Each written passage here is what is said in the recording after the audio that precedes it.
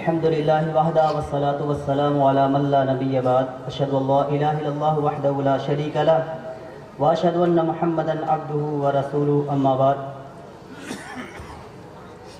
أعوذ بالله من الشيطان الرجيم بسم الله الرحمن الرحيم قل يا أهل الكتاب تعالوا إلى كلمة سواء بيننا وبينكم ألا نعبد إلا الله ولا نشرك به شيئا ولا رب زدنی علما۔ مذہب نہیں سکھاتا آپس میں بیر رکھنا، ہندی ہے ہم وطن ہے ہندو ستا ہمارا۔ قرآن مجید کے تیسرے پارے کی سورہ آل عمران کی ایک آیت نمبر 64 میں نے پڑھی ہے۔ جس موضوع کے تحت میں آپ سے لب کشائی کرنا چاہتا ہوں وہ ہے اسلام اور دیگر مذاہب میں یکسانیت، similarity Islam and other religions۔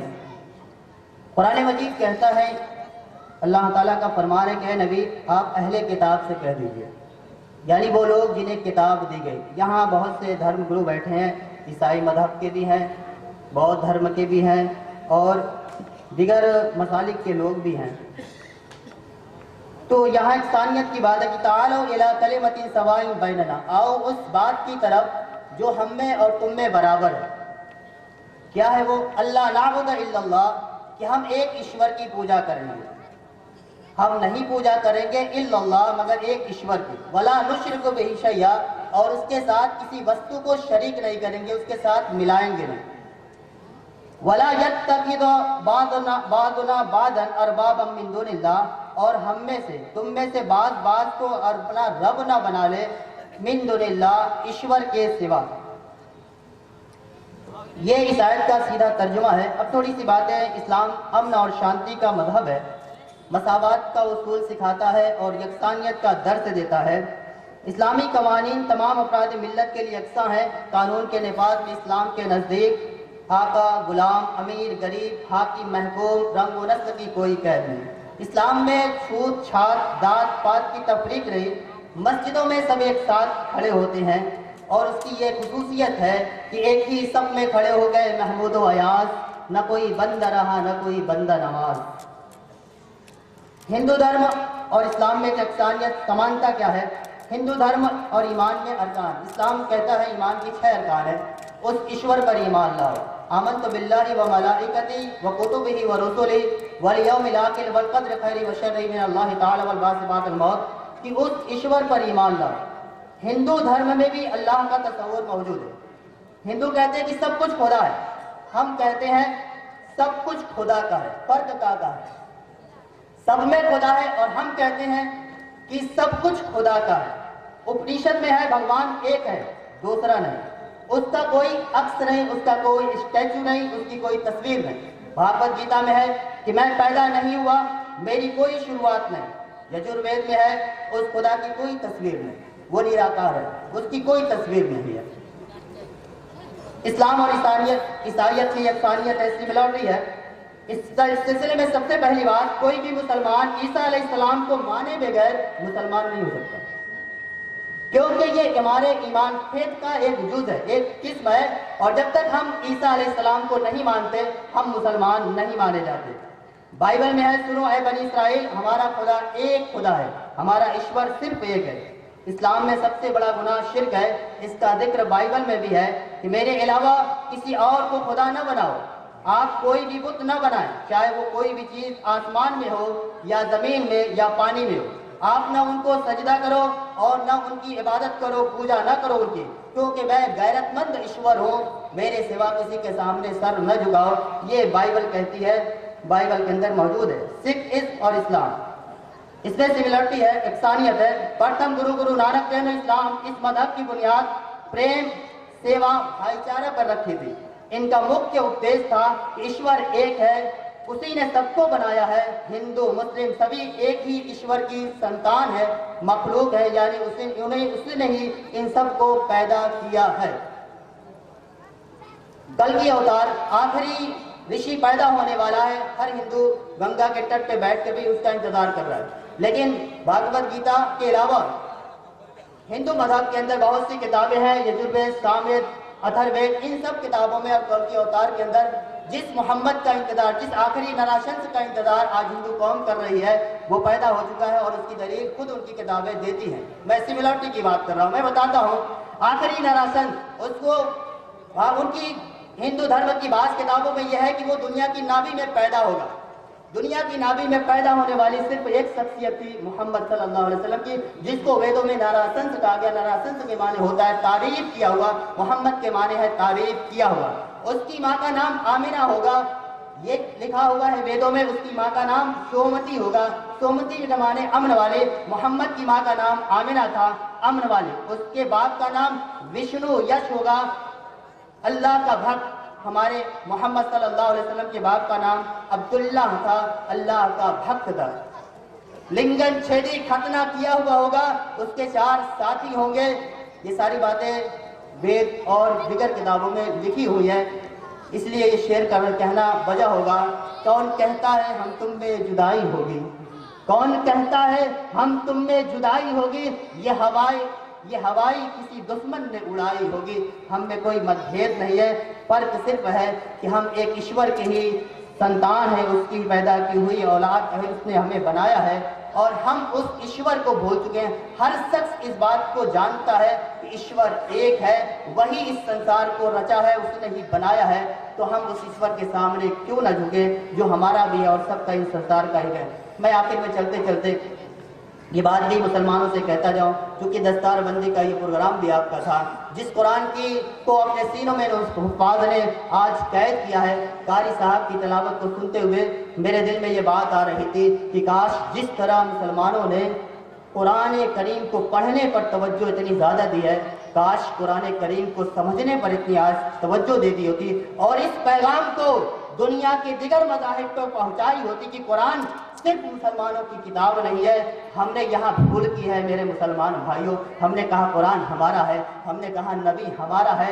मैं कहता हूँ कुरान कभी नहीं कहता कि कुरान मैं तुम्हारा हूँ। कुरान कहता है मैं भेजा गया हुदल लिन्नास, मैं मानवता के लिए भेजा गया हूँ, इंसानियत के लिए, लोगों के लिए भेजा गया हूँ। मोहम्मद सल्लल्लाहु अलैहि वसल्लम के बारे में कुरान कहता है वमा अरसलनाका इल्ला रहमतल लिल आलमीन, ऐ नबी ऐ नबी मैंने तुझे पूरी दुनिया वालों के लिए भेजा है। मुसलमानों तुमने ये गलती क्यों कर दी कि नबी हमारा है, मोहम्मद हमारे हैं। मैं कहता नहीं, बल्कि इस्लाम कहता है मोहम्मद सबके लिए थे। कुरान खुद कहता है कि कुरान सबके लिए है, ये सिर्फ मुसलमानों की किताब नहीं। अगर ये बताया होता बिरादराने वतन को तो शायद जो नज़ारा आज हिंदुस्तान में है वो हम कभी न देखते। गलती कहीं ना कहीं हमसे हुई है। तो मैं यहाँ एक बात गुफ्ताज से कहना चाहूँगा और जो लोग इस इदारे से जुड़े हुए हैं मैं उनके खैर मकदम भी करता हूँ कि आपने इतना बेहतरीन स्टेज सजाया है।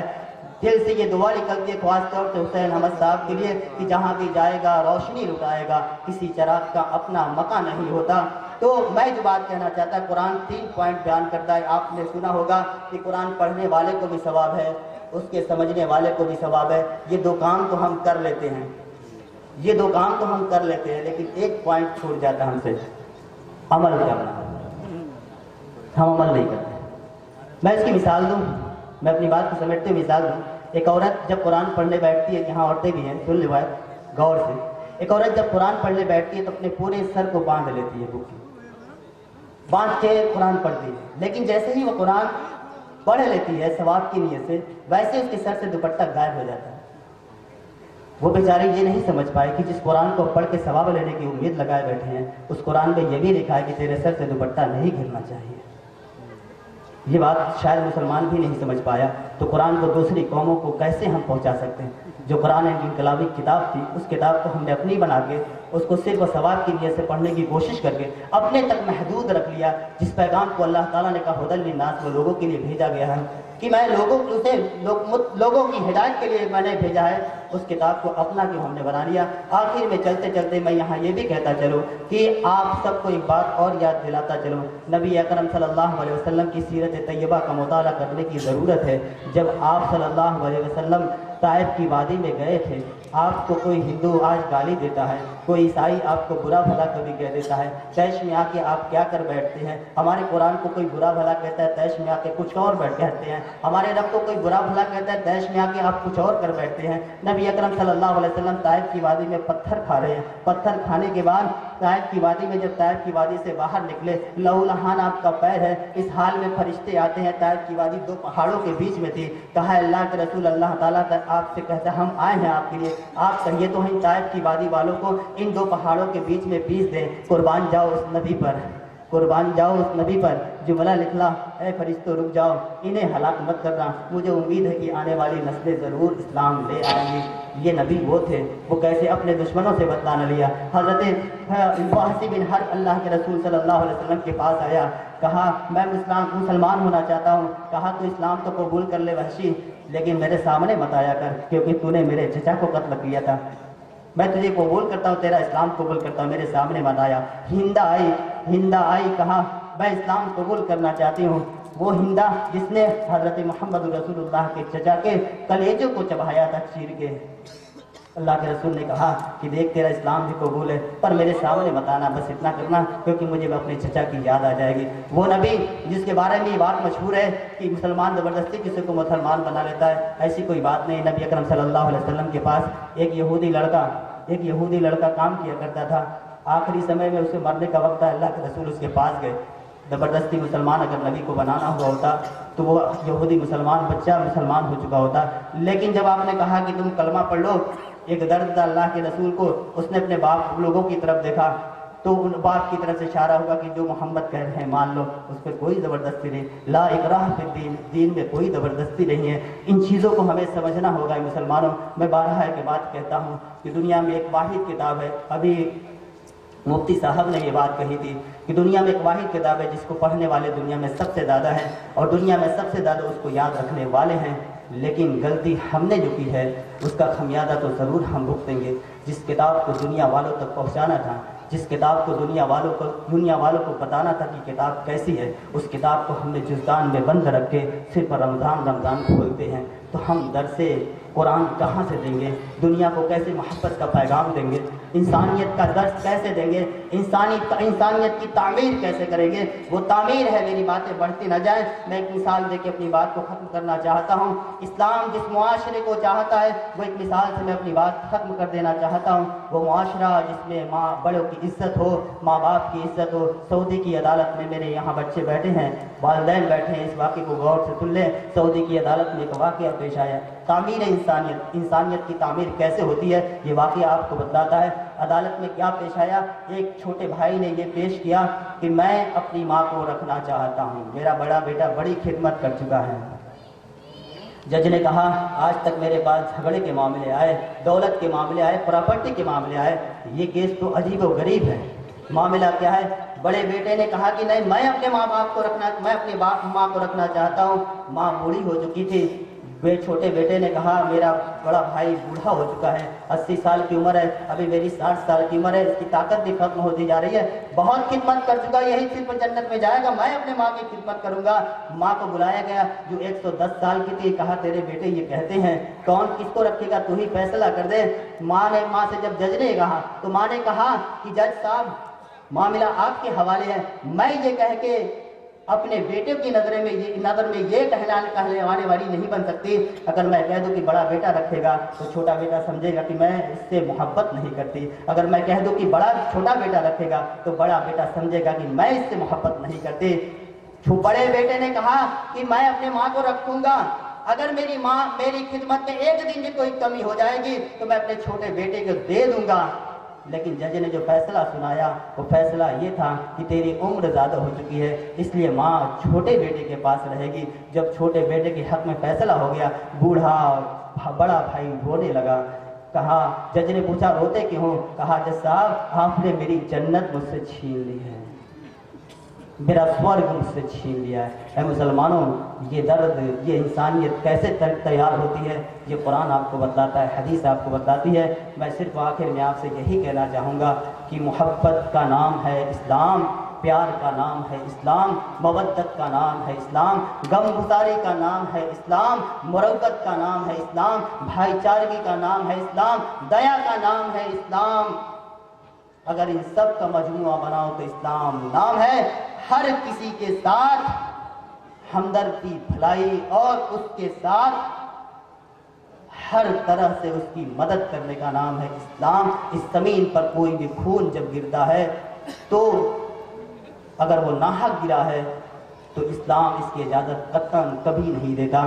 اللہ کے رسول صلی اللہ علیہ وسلم کے اوپر جو آیتیں نازل ہوئی تھی اس میں یہ بات تھی کہ اگر کسی نے کسی کو ناحق قتل کر دیا تو پوری انسانیت کا وہ قاتل ہے، پوری دنیا سنسار کا وہ قاتل ہے۔ جس نبی کا یہ پیغام ہے اس پیغام کو آپ کو سمجھنا ہوگا، تاکہ میں رب ذوالجلال والمنن سے دعا گو ہوں کہ رب ذوالجلال ہم سب کو اسلامی تعلیمات کو پڑھنے، سمجھنے اور اسے دوسروں تک پہنچانے کی توفیق عطا فرما۔ جو درس ہمیں قرآن دیتا ہے اس درس کو دوسروں تک پہنچانے کی ہمیں توفیق دے رب ذوالجلال والاکرام۔ میں آخر میں ان تمام مہمانوں کا شکریہ ادا کرتا ہوں جو یہاں موجود ہیں اور جنہوں نے اس پروگرام کو آرگنائز کیا ہے۔ میں ان تمام کا اپنا تہ دل سے شکر گزار ہوں کہ آپ نے مجھے یہاں بلایا۔ میں ایک کمیل ماں آدمی ہوں، ایک چھوٹی سی زمین پر اپنا کام کرتا ہوں، اس بڑے اسٹیج سے کبھی خطاب کرنے کا مجھے موقع نہ ملا۔ میں اس لیے رب کائنات کا شکر گزار، ملم یشکر الناس یشکر اللہ، جو لوگوں کا شکریہ ادا نہیں کرتا، اس لیے میں حسین احمد صاحب کا سب سے پہلے شکریہ ادا کرتا ہوں کہ مجھے آپ نے یہ عزت دی، یہ مقام عطا کیا، اور اس کے بعد رب ذوالجلال کا شکر گزار ہوں کہ رب ذوالجلال یہ باتیں جو میں نے آپ کے لوگوں سے کہی ہے تو ان کے دلوں میں بیٹھا دے اور ہم سب کو پیار، محبت اور قوت کا دائی بنا دے۔ آمین، تقبل یا رب العالمین۔